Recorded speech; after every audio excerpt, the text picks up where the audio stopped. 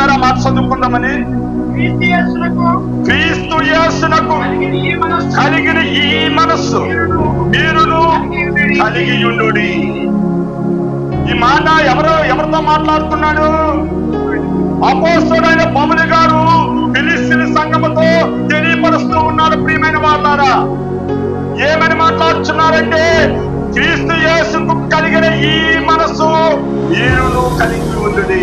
దేవునికి స్తోత్రములు. ఎందుకు యేసు ప్రభు ఎటువంటి మనస్సు కలిగి ఉన్నాడనే విషయం మనకు తెలియాలా?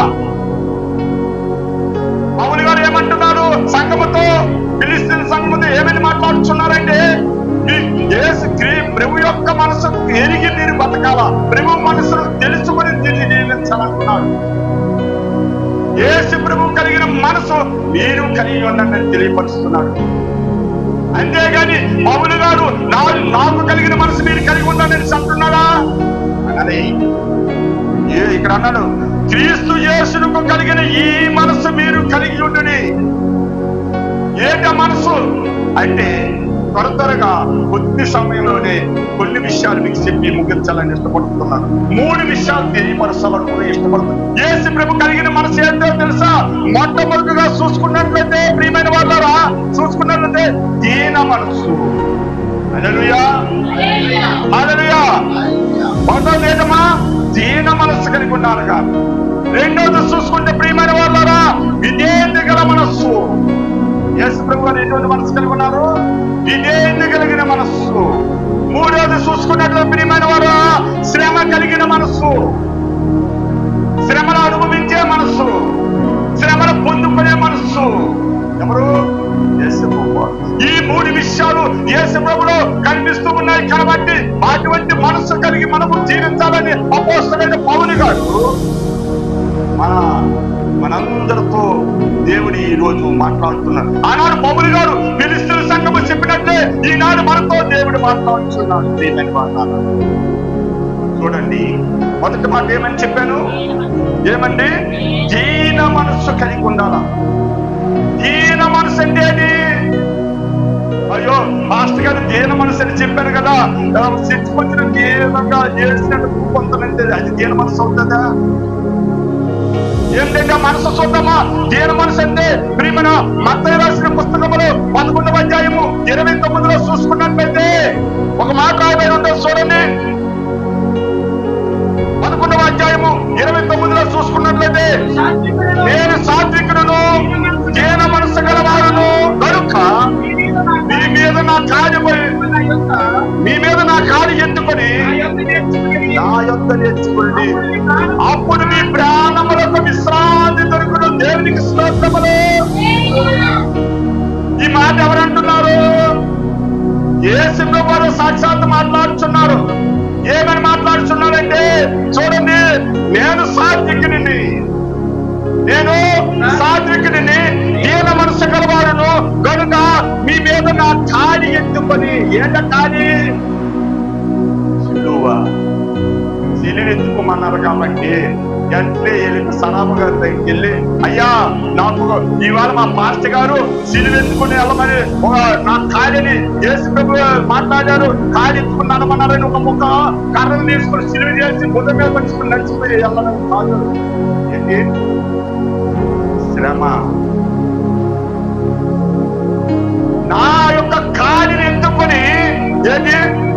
నా యొక్క నేర్చుకుని అప్పుడు మీ ప్రాణాలకి ఏం దొరుకుతుంది?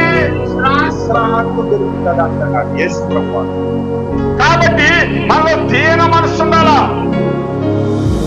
మనలో ఎప్పుడైతే ఆ దీన మనస్సు కలిగి ఉంటామో, ప్రతిదానికి సిరాకు పడిపోను, ప్రతిదానికి ఏదో వికారంగా మాట్లాడటం కాదు. నీ మనసు మంచి మాట నీకు ఎదురు నుండి నీ వద్దకు వచ్చిన దీనంగానే ఉండాలా, లేదా రుజువుగా మాట్లాడిన అవతలకి మాట్లాడినా దీనంగానే ఆలోచించాలా. కొన్నిసార్లు దీనస్థానాన్ని మనం కోల్పోతాం. కొన్నిసార్లు ఆ యొక్క మనస్తత్వం మనలో ఉండదు. కానీ దేవుడి ఉదయకాల సమయంలో ఏమని మాట్లాడుతుంది? దీన మనస్సు కలిగి ఉండాలా. దీన మనసు కలిగి ఉండడం కాదు, కానీ మీరు నా కాడి ఎత్తుకొని నా యొక్క నా కాడి అంటే దేవుని యొక్క కాడి. ఆ కాడి ఏంటి? శ్రమల కాడి, మనం నేర్చుకోవాలా. దేవుడు ఏం చెప్తుండో ఆ మాట నేర్చుకోవాలా, ఆ మాట అవలంబించుకోవాలా, ఆ మాట ప్రకారం జీవించాలా. అంటున్నారు ఈ ప్రాణాలకి ఏం దొరుకుతుంది అంటున్నాడు ఇక్కడ? విశ్రాంతి కావాలి. పొద్దుల్లో కష్టపడినోడికి ఏం కావాలి? విశ్రాంతి కావాలి. జీవితంలో శ్రమ పడినోడికి ఏం కావాలి? విశ్రాంతి కావాలి. నీకు విశ్రాంతి కావాలంటే ఎక్కడెక్కడికో వెళ్ళిపోతున్నారు, ఏదేదో చేసిస్తున్నారు. కానీ విశ్రాంతి కొరకు ఎక్కడ రమ్మన్నారు? ఆయన వద్దకు రమ్మంటాడు. ప్రియమైన వాళ్ళ దీన మనసు కలిగి జీవించాలి. మొట్టమొదటి ఏంటమ్మా? దీన మనసు కలిగి జీవించాలి. అందుకే ఎస్ఏ రాసిన పుస్తకం చూడండి, ఎస్ఏ గారు రాసిన పుస్తకం 57వ అధ్యాయంలో 15లో అంటున్నాడు. ఒక మాట నాగడి ఉంటుంది చూడండి. ఎస్ఏ రాసిన పుస్తకము 57వ అధ్యాయము 15లో చూడండి. మహాగణులను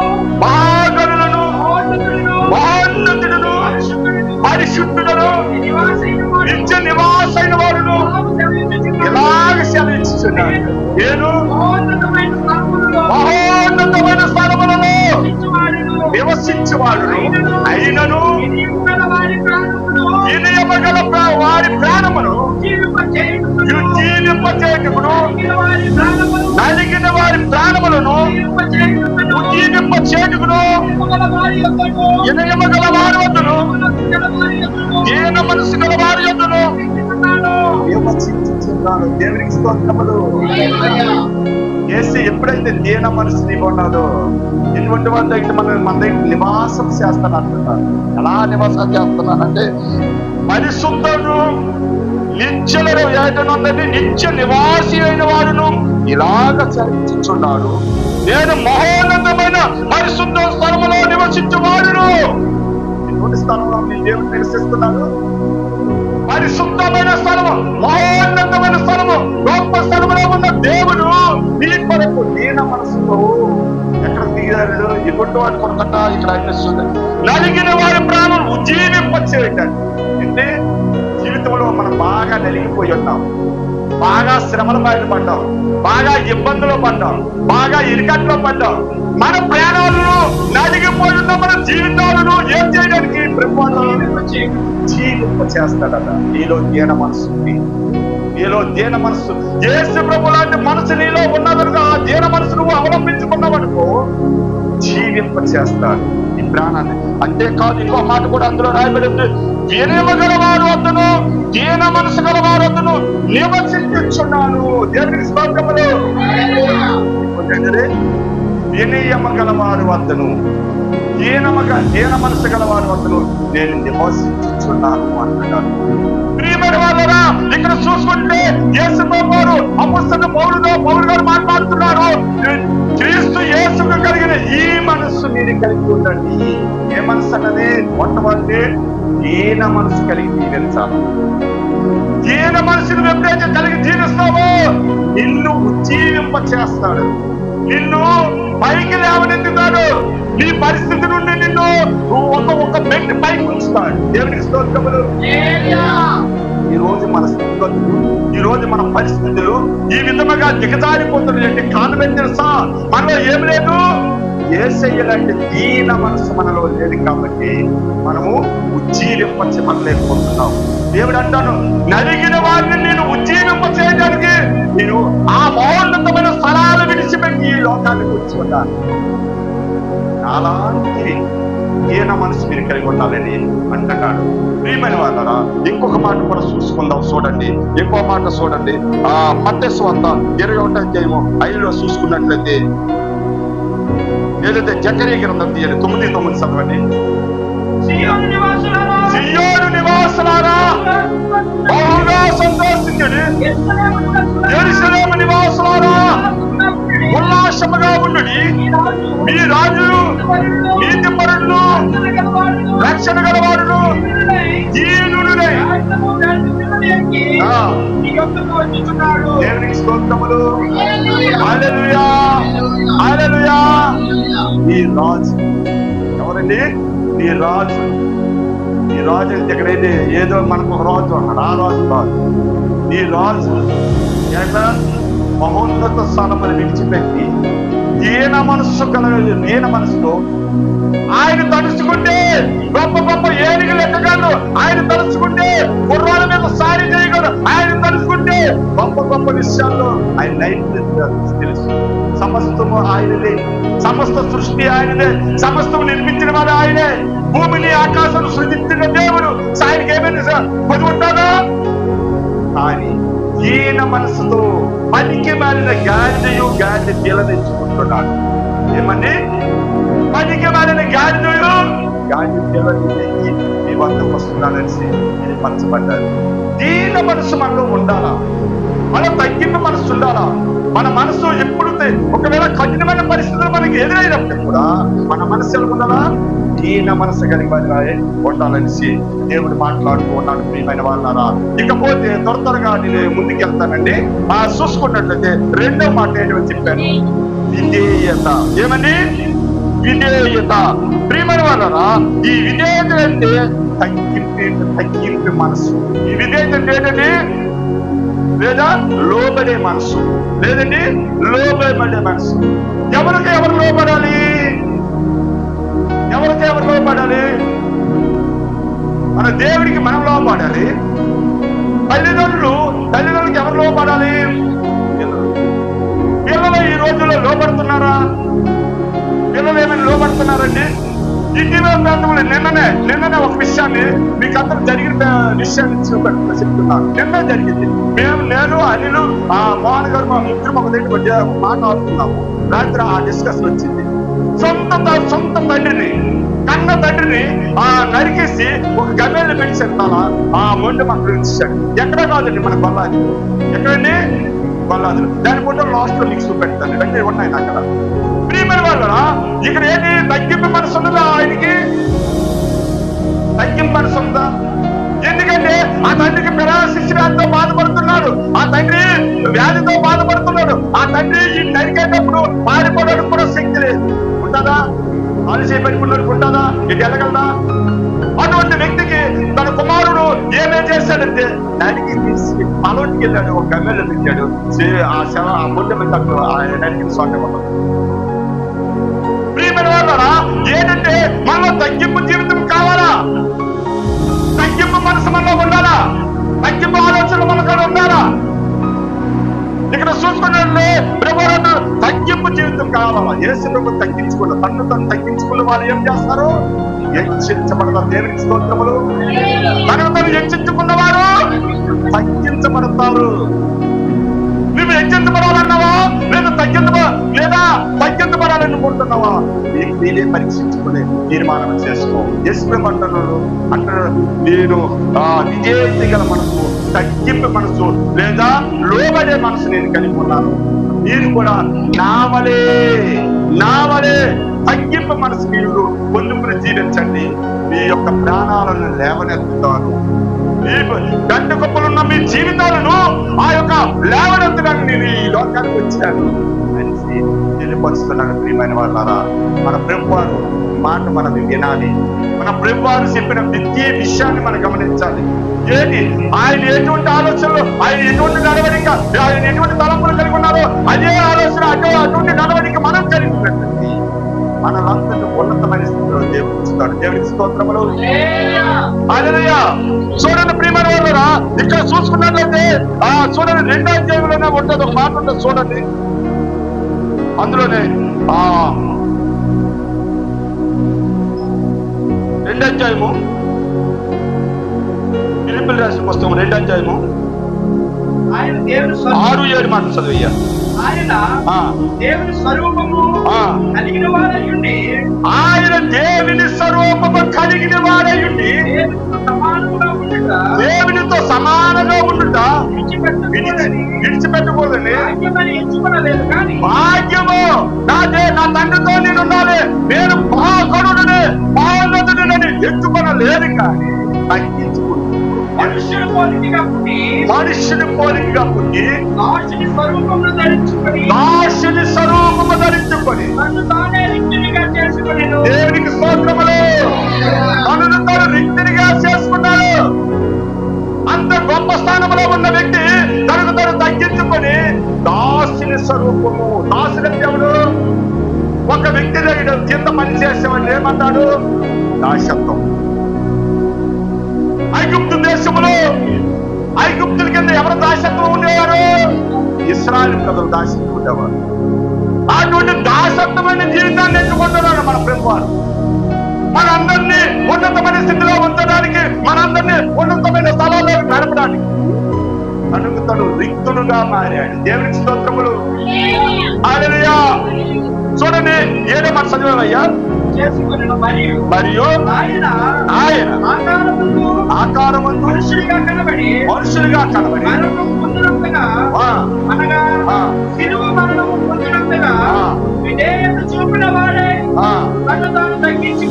దేవునికి స్తోత్రములు.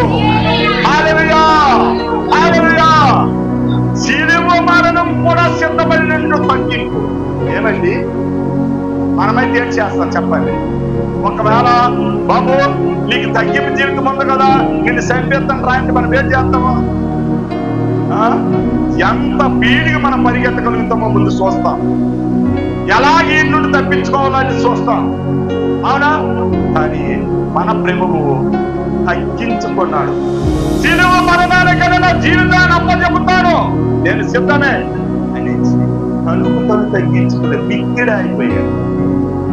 అటువంటి మహోన్నతుడిని నువ్వు నేను విశ్వసిస్తున్నానే. మనలో కూడా ఆ తగ్గింపు జీవితం కలిగి ఉండాలా, ఆ విధేయత కలిగిన జీవితం మనం కలిగి ఉండాలా. ఆ యొక్క మనలో మనం తగ్గించుకున్నట్లయితే అది మనం అప్పుడు హెచ్చించబడతాం.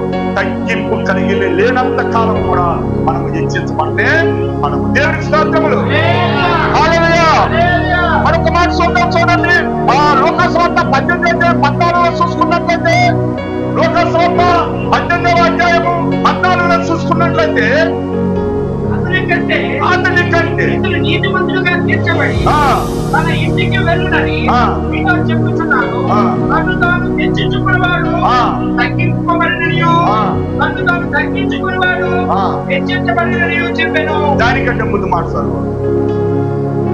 అయితే సుంకరి దూరముగా నిలుచుండి ఆకాశం వైపు కన్నులెత్తులకైనను ధైర్యము చాలక రొమ్ము కొట్టుకొనుచు దేవా పాపినైన నన్ను కరుణించమని పలికెను. దేవునికి స్తోత్రములు. ఇక్కడ చూడండి, ఒళ్ళు జొల్లు పడుతుంది. పరిసయ్యుడు సుంకరుడు. పరిసయ్యుడు ఏంటంటాడు తెలుసు? ప్రార్థన ముందు చూసుకుంటే నేను వీటికంటే గొప్పవాడిని కాదు, ఎలాగ నన్ను పెంచలేదు, ఇలాగ ఉంచలేదు, రకరకాలుగా ప్రార్థన చేశాడు. సుంకరేటన్నాడు, ప్రభువా నీ సన్నిధిలో నిలబడి నిన్ను ప్రార్థించే అర్హత కూడా నేను కోల్పోయాను అని తనకు తను తగ్గించుకుని ప్రార్థన చేస్తున్నాడు. అందుకే దేవుడు ఏమన్నాడు?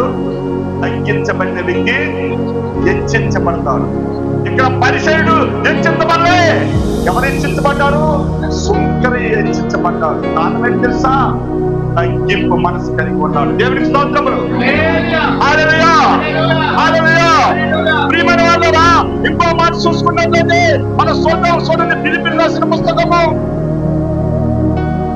2వ అధ్యాయము 9 నుండి 11 చూడండి. అందుచేతను పరలోకమందున్న వారిలో గాని, భూమి మీద ఉన్న వారిలో గాని, భూమి కింద ఉన్న వారిలో గాని ప్రతి వారి మోకాలును యేసు నామములో వంగినట్టు ప్రతి వారి నాడికి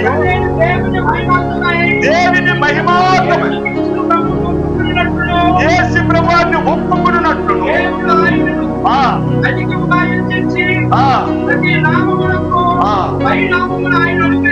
దేవునికి స్తోత్రములు. హల్లెలూయా. మనలో తగ్గింపు చేసేస్తుంది.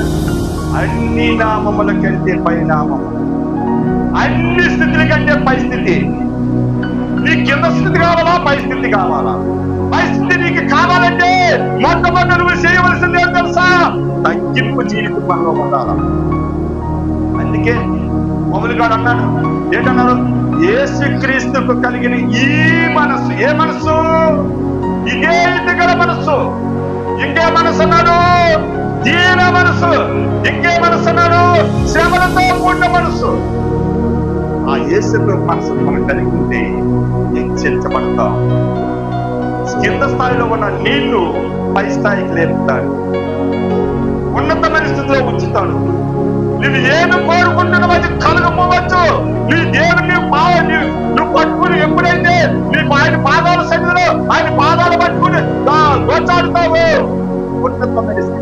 తగ్గిస్తాడు. దేవునికి స్తోత్రములు. హల్లెలూయా, హల్లెలూయా. ప్రియమైన వాళ్ళారా, చూసుకున్నట్లయితే మూడో విషయం చూసి ముగించాలని త్వరగా ఇష్టపడుతున్నాను. ప్రియమైన మూడో విషయం ఏంటన్నాను? శ్రమ కలిగిన మనసు. యేసుక్రీస్తు ఎటువంటి మనసు కలిగి ఉన్నాడు? శ్రమ కలిగిన మనసు. యేసు ప్రభువు ఈ లోకానికి వచ్చినప్పుడు, ఈ లోకంలో ఆయన ఉన్నప్పుడు ఎప్పుడు సంతోషం ఉందా? ఎప్పుడైనా సంతోషం ఉందా? అనుక్షణము ప్రతి గడిలోనూ ఆయన శ్రమ పెడుతూనే వచ్చారు. ఇంక పరిచర్యలు వచ్చారు, యూదులు వచ్చారు, రకరకాలుగా హింస పెట్టారు. వింటారా లేదా? ఆయన మూలంగా మనం సంతోషంగా ఉన్నామేమో, ఆయన ఇచ్చిన రక్షణ బట్టి మనం ఆరోగ్యంగా ఉన్నామేమో, ఆయన ఇచ్చినటువంటి రక్షణ బట్టి మనము మన కుటుంబాలు మనము బాగున్నామేమో. కానీ ఈ లోకంలోకి వచ్చిన మన ప్రభువారు ఏనాడు సంతోషం కలగలేదు. నిత్యము శ్రమలను నిలిచాడు, నిత్యము శ్రమలను నిలిచాడు. ఎందుకన్నాడు? యేసుక్రీస్తు కలిగిన ఈ మనసు మీరు కలిగి ఉన్నట్లయితే, అంటే శ్రమలో కలిగిన మనసు కలిగినట్లయితే దేవుడు ఏం చేస్తాడు? ప్రియమైన వాళ్ళారా, ఏంటి చూద్దాం మాట చూడండి. మొదటి పేతురు రాసిన పుస్తకం 4వ అధ్యాయం 1వ మాట రాయబడి ఉన్నది చూడండి. మొదటి పేతురు 4వ అధ్యాయము 1వ మాట. క్రీస్తు శరీరమందు శ్రమపడిన కనుక వీరుడు అట్టి మనసు ఆయుధముగా ధరించబడిన దేవుని శరీర విషయములో శ్రమపడినవాడు శరీరమందు మన దాసులను అనుసరించి నడుచుకొనుక దేవుని యుక్తానుసారంగానే నడుచుకున్నట్లు పాపముతో జోలి యొక్క దేవుని స్తోత్రములు. ఏమన్నాడు చూడండి. మొట్టమొదటి 4వ మాట మొదటి చదువు. క్రీస్తు శరీరమందు శ్రమపడిన కనుక ధరించుకునుడి. ఎలాగండి? ఆయుధముగా ధరించుకోవాలట. దేవునికి స్తోత్రములు. మన ప్రభు దేని యందు శ్రమ పడ్డాడు? శరీరమందు శ్రమ పడ్డాడు. దేవునికి స్తోత్రములు. హల్లెలూయా. శరీరమందు శ్రమ పడ్డాడు కాబట్టి మనము కూడా అట్టి స్థితిని ఆయుధముగా చేసుకొని ధరించుకొని మనము శ్రమ పడ్డట్టు పడాలా. యేసు ప్రభుని అందాము, ఏంటయ్యా ఈ శ్రమలు? యేసు ప్రభుని అంగీకరించాం, ఏంటయ్యా ఈ శ్రమలు? యేసు ప్రభుని వెంబడిస్తూ ఉన్నాం కదా రోజు. ఏంటి మా బ్రతుకులు? మనము అనడానికి వీలు లేదు. ఎందుకు? దేవుడే అంటున్నాడు. ఏమని అంటున్నాడు? శరీర విషయంలో నేను శ్రమ పడ్డాను కాబట్టి ఆ విషయాన్ని మీరు గ్రహించి ఆయుధంగా చేసుకొని నన్ను పోలి మీరు నడుచుకోండి అంటున్నాడు. దేవునికి స్తోత్రములు. హల్లెలూయా. అందుకే ఇశ్రాయేలు ప్రజలు శ్రమ పెట్టుకొని ఏమయ్యారు? ప్రేమలేదు. చూడండి, నిర్గమకాండంలో నా మాట ఉంటుంది. నిర్గమకాండంలో చూడండి, నిర్గమకాండము 1:12 మాట చదువయ్యా. 1:12 మాట.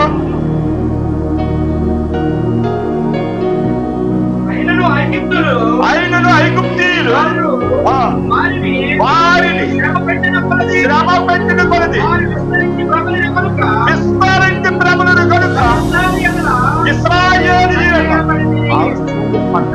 అశ్యపడ్డారు. ఎంతో ఈర్ష్య చెందారు. ఎవరు? ఎందుకు? వాళ్ళకి ఎంత శ్రమ పెట్టింది అంత ఎక్కువైపోతున్నారు, అంత ప్రబలుతున్నారు, అంత ఉన్నతమైన స్థితిని చూస్తున్నారు. ఎవరండి? ఇశ్రాయేలు ప్రజలు. అందుకే అసలు చెందారు. శ్రమలు అనుభవించడానికి మనం సిద్ధపడాలి, శ్రమలు భరించడానికి సిద్ధపడాలి, శ్రమలు అనుభవిస్తూ నడుచుకోవడానికి సిద్ధపడాలి. అయ్యో నాకు జీవితంలో నాకు ఏమి రాదేమో, నా జీవితం ఇంతేనేమో, నా బ్రతికింతేనేమో, నాకు చదువుతానని నాకు ఏది అర్థం కాదేమో అని నువ్వు అనుకుంటున్నావా? అయ్యో నేను చదువున్నాను కానీ నా బ్రతుకు స్థిరపడదని అనుకుంటున్నావా? అయ్యో నేను వ్యవసాయం వేశాను కానీ నా ఫలాన్ని నాకు తింటానో తిన్నో ఈ వాతావరణంతో తినబడ్డదని అనుకుంటున్నావా? పర్వాలేదు, ఒకానొక దినాన నీ కొరకు దేవుడు మార్గం తెరిచి ఉంచుతాడు. దేవుడికి స్తోత్రములు.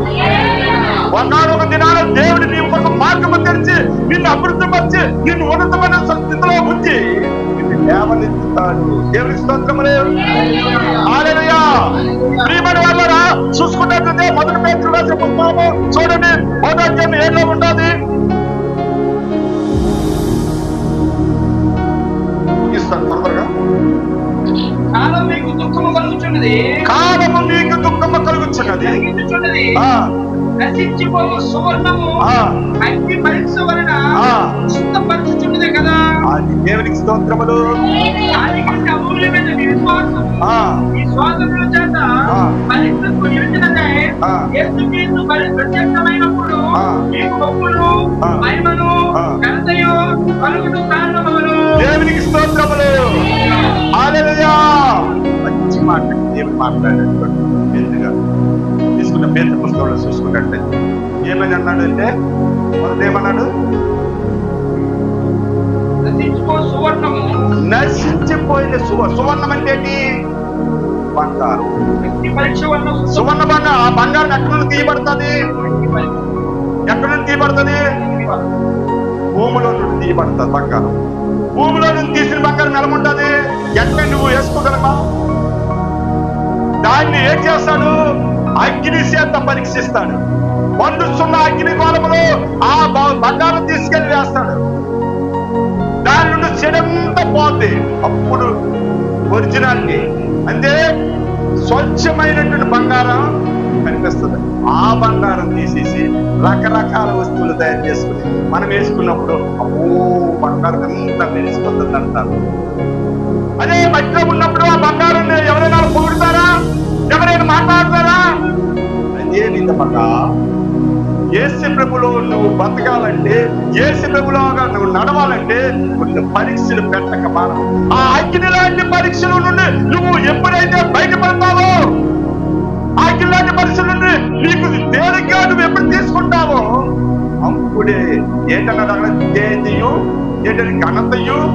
చూడండి ఏమొస్తుంది అన్నాడు?